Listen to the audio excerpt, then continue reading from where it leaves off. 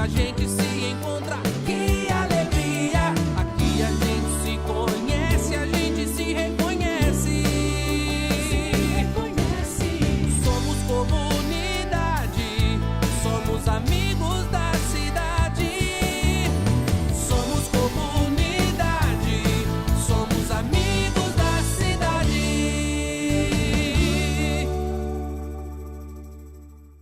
Como todos os dias, eu quero desejar que esse seja o dia que o Senhor Deus fez na sua vida e que você viva Ele intensamente, com muita alegria no seu coração e com uma mente limpa.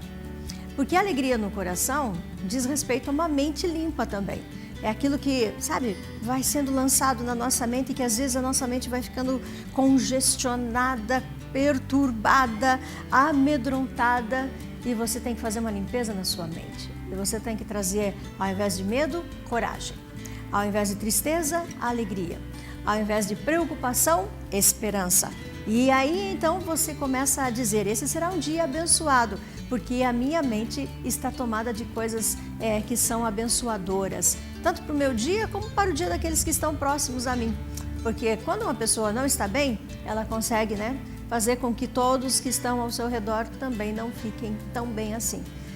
Mas nós vamos declarar que o nosso dia é o dia que Deus está nos dando de presente e vamos ser felizes neste dia. Para isso eu trouxe e trago uma palavra que eu acho que encaixa muito bem, tanto para começarmos a nossa manhã, como para a entrevista que nós vamos ter daqui a pouquinho, que a nossa convidada já está aqui. Você vai conhecer um pouquinho dessa história e eu acho que esse salmo, ele fala de vitória e de domínio. Então, eu acho que é para todos nós. Tá? O Salmo 18, que diz, eu te amo, ó Senhor, força minha. O Senhor é a minha rocha, a minha cidadela, o meu libertador, o meu Deus, o meu rochedo em quem me refugio, o meu escudo, a força da minha salvação, o meu baluarte. Olha que palavra forte. É assim que Deus é para você? Então, realmente, você vai ter um dia feliz e um dia abençoado. Começando com a palavra, eu te amo, ó Senhor, força minha. Que você ame o Senhor intensamente e que você entenda que Ele é a nossa força, Ele é a sua força. Fique comigo nessa manhã, como eu disse, e conheça a história de uma pessoa, de uma mulher que faz a diferença. Esse é o programa Amigos da Cidade, este é o projeto Amigos da Cidade e eu sou a pastora Jurema. Muito bem, nós estamos de volta e, como eu disse, nós temos assim um momento que nós queremos trazer no programa Amigos da Cidade, que é voltado à mulher esse mês. A história da mulher, aquilo que a mulher tem realizado e o impacto que muitas vezes essa mulher traz para a sociedade, para a sua família, para a sua própria vida. E hoje eu tenho a alegria de estar conhecendo, que eu só conhecia de ouvir falar, mas hoje eu tenho a alegria de estar conhecendo e de ter aqui comigo a Gisela de Lima Ribeiro. Bom dia, Gisela. Bom dia, pastora Paz. Seja bem-vinda. Obrigada. Que a paz de Cristo esteja com você sempre. Amém. Gente, é uma alegria estar conhecendo, porque eu acho que você também já conheceu, de alguma forma, um pouquinho da história da Gisela, como eu conheci, mas hoje nós vamos ter esse prazer de ter você aqui ao vivo, presente, para contar um pouquinho da sua história. Você só tem 31 anos. Isso, 31 anos. Mas nesses 31 anos você já viveu várias fases da vida de uma mulher. Sim, com certeza. Criança, adolescente, jovem, ainda jovem, uma jovem senhora.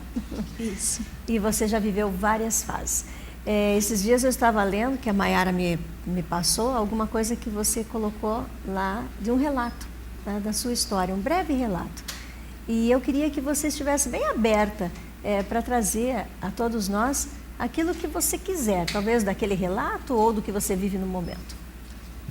Bom, a minha história, eu sempre digo que ela caberia num livro. Certa feita eu visitei um médico, consultei um médico, e ele falou para mim que essa doença que eu tenho hoje, ela costuma em pessoas de maior de 75 anos de idade. Então, eu acredito que seja a minha idade interna, porque parece que eu vivi tanto já, que eu, às vezes, me sinto como se eu já tivesse mesmo 75 anos.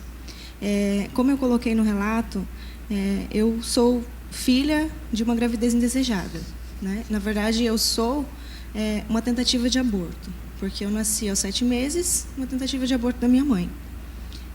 Minha mãe, ela não tinha condições psicológicas nem sociais na época de ficar comigo, então ela me entregou a uma senhora, a minha mãezinha do coração, que foi quem me criou, com todo amor e carinho. Eu, não sendo filha, ela me adotou, me cuidou como uma filha mesmo. Só que chegou uma época que o Conselho Tutelar disse: olha, essa senhora hoje tem 70 anos, como é que ela vai cuidar de uma pré-adolescente rebelde que tem um histórico não muito legal, psicológico? Porque eu sempre fui muito revoltada, sempre, desde pequena. Quando chegava Dia das Mães, Natal, Dia dos Pais, em vez de todo mundo se reunir e fazer festa, eu chorava, eu entrava em crise, enfim, sabe? Para mim era um tormento. Então, o Conselho Tutelar foi lá e me tirou dela. Me levaram, então, a morar com a minha mãe. Minha mãe me odiava e eu odiava a minha mãe. Então, a gente entrou num conflito muito grande, a gente brigava muito. E, nesse período, eu fui para as ruas. E eu fiz amigos onde eu achava que eram amigos, né? E eu passei 1 ano da minha vida praticamente nas ruas, porque a minha mãe, ela era uma pessoa bem-sucedida financeiramente, mas ela tinha vergonha de mim. Então, quando eu aparecia na minha casa, ela falava: o que você está fazendo aqui? Sai daqui, que eu não quero te ver. Então, eu achei acolhimento nas ruas. E fiquei lá durante 1 ano. Conheci todas as drogas, conheci a bebida, conheci a maconha, a cocaína. Eu levava para os meus amigos, entregava, enfim, vivi toda essa vida. Mas eu nunca experimentei nenhuma. Por quê? Porque eu acredito que Deus não queria que eu usasse, Deus me livrou daquilo.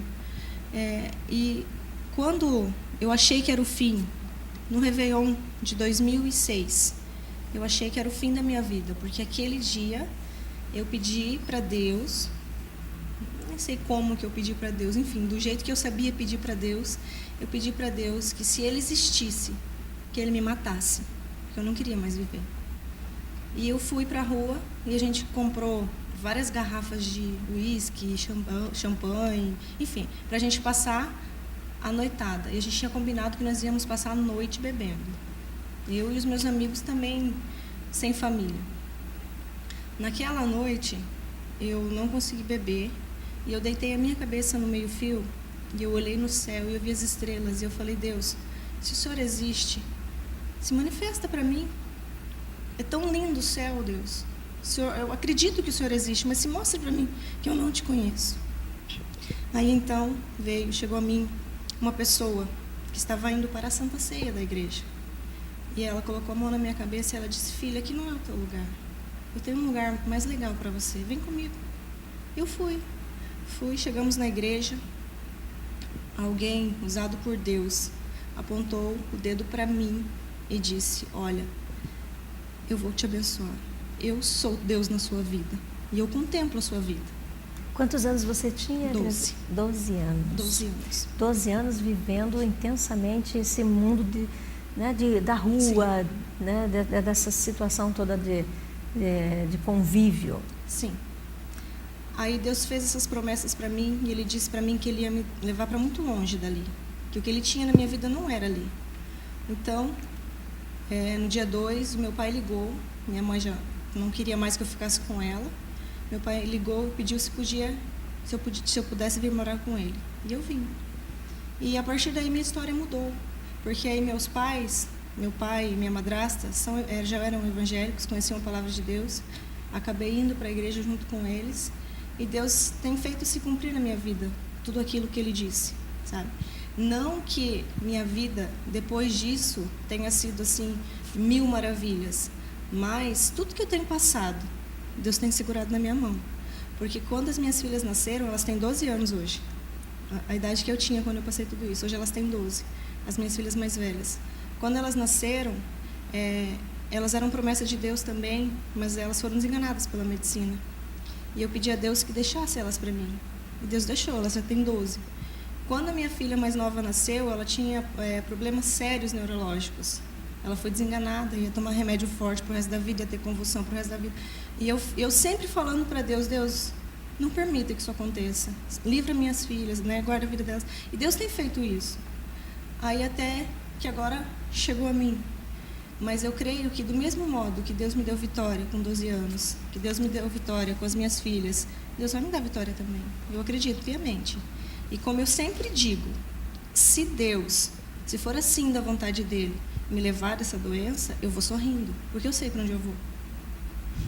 Vamos falar um pouquinho sobre, que não é nada agradável falar, né, sobre doença, mas vamos falar sobre o que você está enfrentando, esse momento que você está enfrentando, que é uma doença, aliás, com um nome bem diferente, né?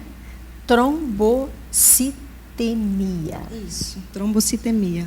Essencial ela e fala hemorrágica. muito bem, né? Porque ela vive a situação o tempo todo, né? Mas quando te disseram você tem trombocitemia, o que você, né? Também fiquei assustada, fiquei preocupada por não conhecer o nome, enfim, né? Porque aqui o que eu recebi foi o diagnóstico de leucemia. Então eu sempre quando as pessoas perguntavam, eu falava leucemia. Quando eu cheguei no Erasto, quando foi feito todo o mapeamento da doença, aí o doutor falou, não, é uma das raízes da leucemia. Porque a leucemia, ela é uma estrada grandona que é cheia de entradinhas. Ele me explicou bem assim, né? Uhum. Aí ele falou que você tem é trombo. A leucemia, ela afina demais o sangue. A pessoa perde as plaquetas. Eu tenho em excesso. Por isso o trombo, ele coagula. E o tratamento é contínuo. Sim. Não tem cura diante dos olhos da medicina. Os doutores já me alertaram que eu não tenho que ter esperanças de que vou ser curada. Eu controlo. Quando eu descobri a doença, eu tinha 2 bilhões e 700 mil plaquetas. Hoje eu as controlo, eu já tenho 500 mil. O normal é de 150 a 450 mil no sangue de uma pessoa. Esse controle só à base de medicamento, Só à base de medicamento. E medicamento forte. Forte, muito forte. Eu comecei o tratamento com 8 cápsulas por dia, hoje eu tomo 5. Mas eu não posso diminuir a dose, porque senão elas sobem repentinamente. E quanto tempo faz que você descobriu? Que eu descobri já faz 1 ano e 8 meses.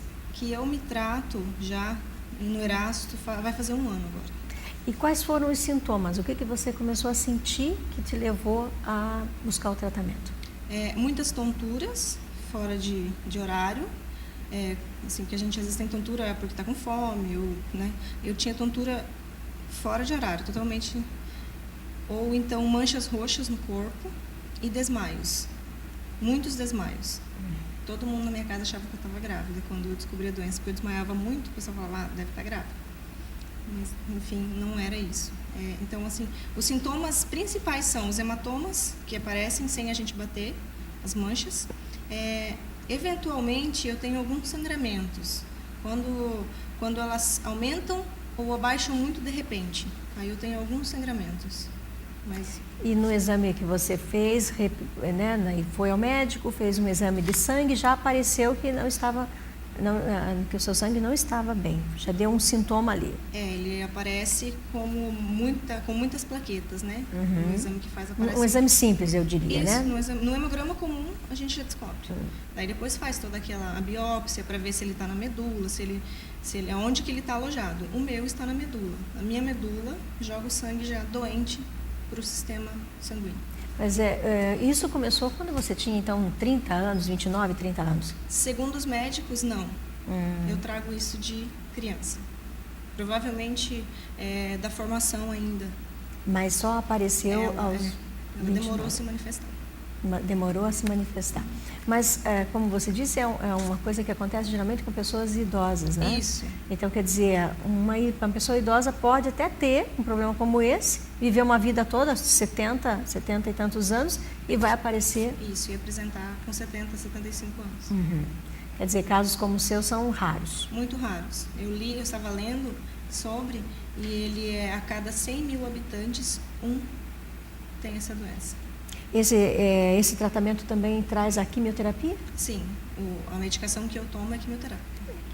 Eu já fiz ela intravenosa, mas ela não apresentou resultado, porque a intravenosa pega mais a parte de caroço, coisas assim. Eu preciso tomar a oral para poder correr nas veias, o sangue, né? Esse vai ser um tratamento, como nós dissemos, já contínuo. Contínuo. Célula-tronco, essas coisas, inovações? Não. Eu pensei na possibilidade do transplante. Segundo os meus médicos, uma pessoa que tem essa doença que eu tenho toma, em média, 5 a 10 comprimidos por dia para levar uma vida normal, que eu diria que não é normal você tomar 10 comprimidos por dia, mas enfim, normal. Uma pessoa que faça o transplante, ela tem que tomar no mínimo 25 comprimidos por dia para poder não rejeitar a medula, para poder o organismo se acostumar. Então, segundo eles, no meu grau de doença, não é viável, quando o risco é maior do que como está hoje. Então, eles não aconselham. Meu médico disse que nem faz, no meu caso. E nós aqui ouvindo você, falando um pouquinho da tua infância, do teu nascimento, um pouquinho, né? Porque se fôssemos falar sobre tanta coisa que você deve ter vivido até os 12 anos, nós falaríamos muita coisa. Mas já podemos entender um pouco daquilo que você atravessou e passou. E agora daquilo que você está atravessando. Até no teu depoimento você dizia alguma coisa assim, se as pessoas me perguntam sobre o que eu estou vivendo nesse momento, né? E então você já venceu tantas coisas, como não vencer o que você está vivendo? Sim, eu acredito assim, se eu conseguir passar por tudo aquilo e estar aqui hoje, é lógico, a palavra câncer é pesada, mas as pessoas perguntam, como é que você passa por isso sorrindo? Porque eu acredito que Deus nos carrega, Deus nos leva. E se eu passei por tudo aquilo com Ele, mas sem sabendo dEle, e eu consegui vencer, hoje que eu conheço, eu tenho certeza da vitória. Ontem eu li algo que dizia assim, para o quarto homem aparecer na fornalha, é preciso do fogo. Para Deus fazer o milagre, é preciso do impossível. Então, eu acredito que chegou a hora do impossível na minha vida. Acredito sim que chegou a hora de eu enxergar o quarto homem na fornalha. Eu creio que vou enxergar ele. Com certeza. E eu quero me unir a você nessa fé. Todos nós estamos nos unindo para, junto com você, enxergarmos e visualizarmos e poder ter você aqui dando depoimentos da presença de Deus e do poder de Deus na sua vida. Nós estamos falando esse mês, Gisela, sobre a mulher. E sobre esse fato maravilhoso de que nós até temos uma data, né? Dia 8 de março, é o Dia Internacional da Mulher. Não é? A maneira como o mundo, então, viu a mulher, e temos essa data e comemoramos, e hoje comemoramos aqui no Brasil, pelo menos, com muitas flores, entrega de flores vermelhas, cartões, cafés da manhã, coisas assim, né? Homenageando o comércio, fica aberto para que se façam compras, as feiras acontecem, e tudo muito bonito. Mas a grande verdade é que atrás dessas homenagens existe um histórico para que a mulher seja vista e para que esse dia tivesse acontecido, o Dia Internacional da Mulher. E um preço foi pago por algumas mulheres. Algumas mulheres pagaram um preço muito alto para que elas fossem vistas, né? O direito delas, né? O direito trabalhista, o direito do voto, sim, o direito de se pronunciar. E para que tudo isso estivesse acontecendo em torno da mulher, as flores chegassem, o comércio todo aberto aos pés das mulheres, algumas deram suas vidas para que isso acontecesse. Né? Coisa bonita, uma história bonita e uma história importante e que deve ser lembrada. Que nós, mulheres, nós não queremos só o comércio aberto, né? Para nós não queremos só a entrega das flores. Nós queremos realmente que nos vejam e escutem a nossa opinião, entendam a nossa fala e vejam o nosso recado. E conheçam a nossa história, como é a sua história. Né? Porque a sua história começa desde pequena e de um contexto de vidas. E às vezes as pessoas não têm culpa desse contexto, porque elas não se encontraram. Então elas acabam não ajudando as pessoas tão de perto a se encontrarem. E talvez isso tenha acontecido na sua vida. Mas olhando para tudo isso, Gisela, o que você tira assim, do ser mulher? Eu acredito que ser mulher é uma coisa espetacular. Só nós que somos mulheres sabemos, né? Os homens nunca vão entender isso, porque nós somos maravilhosas, somos choronas, somos emotivas, somos carinhosas, somos bravas, mas tudo isso num dia só. Nós conseguimos juntar isso tudo num dia só. A minha filha que fala: mãe, às vezes você acorda brava, de repente você chama e fala assim: vem cá, filhinha, está tudo certo por aí. Então eu falo assim, nós temos esse dom de ser 1001 emoções num dia só. E eu acredito que o nosso Deus nos criou para embelezar o mundo, para florir o mundo, para confortar, para dar ideias, para dar conselhos, para abraçar, para fazer carinho, para dar um abraço. Eu gosto muito de pensar que nós, mulheres, temos esse privilégio. Uma criança, quando ela cai e ela se machuca, ela não corre nos braços do pai e chora. Ela corre nos braços da mãe. Porque nós, mulheres, temos essa identidade de abraçar, de fazer o carinho, de dar amor. Então, eu acredito assim, que enquanto nós, mulheres, mães, nós temos que passar isso adiante. Nós temos que passar essa identidade de sorrir, de abraçar, de afagar, sabe? Para que as pessoas se sintam aconchegadas ao nosso redor. Porque para isso nós somos feitas, né? Deus, quando criou a mulher, disse: farei uma ajudadora, uma adjuntora. Então, assim, é esse o nosso papel, né? Estar sempre junto, estar sempre ajudando, estar sempre acolhendo. E nós fazemos muito bem esse papel, né? Temos várias e várias mulheres hoje em destaque, porque a mulher conquistou realmente o seu lugar, né? Lutou, sofreu. Lembramos de muitas que foram mártires, mas que através delas, hoje nós somos vitoriosas. As mulheres da Bíblia, existem mulheres fantásticas na Bíblia, né? Que nós podemos nos espelhar. Então, assim, eu acredito sim que essa é a nossa função, levar adiante o nosso legado. Como a pastora disse, não só receber flores, não só que o comércio se abre, isso tudo é muito legal. Mas eu acho que a essência, né, do ser mulher é o carinho, é o afago, é o abraço. Eu acredito assim. Eu também acredito. Eu acho que nós podemos fazer a diferença, né? Com certeza. É claro que não vamos de maneira nenhuma deixar de lembrar que estamos falando do ser humano, né? Todo ser humano pode ser assim. Pode ser forte, tem que ser resistente, tem que ser amável, tem que ser gentil, sabe? Tem que se parecer com Jesus. A figura de Jesus é a melhor figura para nós nos assemelharmos e dizer: eu quero ser parecido com Jesus. Ele é forte, ele traz o milagre, ele tem a resposta, ele tem o silêncio, ele chora, ele teve emoções, ele se alegra, ele se assenta e se alimenta com todos.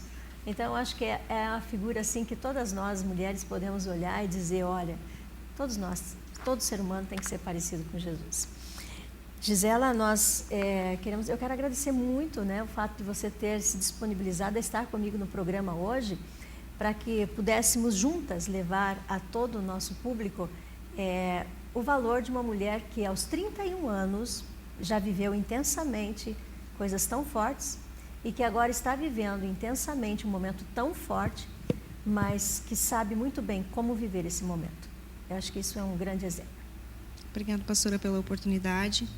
Eu sempre digo que se existir algo de bom nessa situação, eu quero que ela seja extraída. Eu estou sempre aqui disponível para o que precisar. Você vai uma vez por mês para Curitiba? Não, eu vou 4. 4 vezes ao mês, quer dizer, uma vez por semana. Uhum. Lá você tem um encontro com muitas outras mulheres? Muitas, muitas. Eu digo assim que lá é o lugar da gente valorizar a nossa vida. Uhum. Porque quando eu fui para lá, eu questionava Deus como ser humano. Às vezes a gente olha e fala: nossa, né? Então eu questionava Deus, eu falava: Deus, por que eu? Por que essa situação? Né? Me ajuda, né, a entender o porquê. E quando você chega lá, naquele corredor, que você enxerga todas as situações, e você olha para mim e você diz: eu estou inteira, eu consigo ainda pegar um ônibus aqui e fazer tratamento lá. Eu consigo ainda ter noção do que está acontecendo. Então, Deus, me desculpe. Graças a Deus por isso. Uma coisa que me marcou muito, muito mesmo.